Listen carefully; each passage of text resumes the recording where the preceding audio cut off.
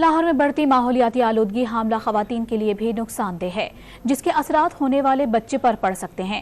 ماہرین نے حاملہ خواتین کو محتاط رہنے کا مشورہ دے دیا۔ تفصیلات نعمان لیاقت بتا رہے ہیں اپنی اس رپورٹ میں۔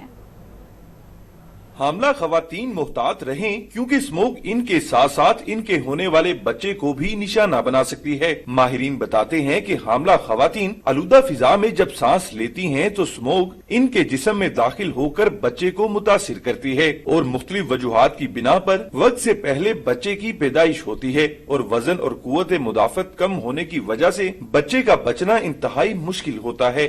جو بچے اسموگ کے دنوں میں پیدا ہوتے ہیں یا بچے پولوشن والے سٹیز جتنے ہیں دنیا بھر میں، وہ بچے لو برتھ ویٹ ہوتے ہیں، یعنی ان کا وزن پیدائش کا کم ہوتا ہے اور وہ وقت سے پہلے پیدا ہو جاتے ہیں، یعنی کہ پری ٹرم برتھس۔ یہ دونوں چیزیں جو الٹیمیٹلی ہیں وہ بہت بڑا انڈیکیٹر ہیں کہ جو بچوں کی شرح اموات ہیں اس سے ریلیٹ کرتے ہیں۔ سروسز اسپتال کے شعبہ گائنی کی سربراہ نے انکشاف کیا کہ آلودگی والے شہروں میں پیدا ہونے والے بچے اگر بچ بھی جائیں تو مستقبل میں دمہ کا شکار ہونے کے امکانات بہت زیادہ ہوتے ہیں۔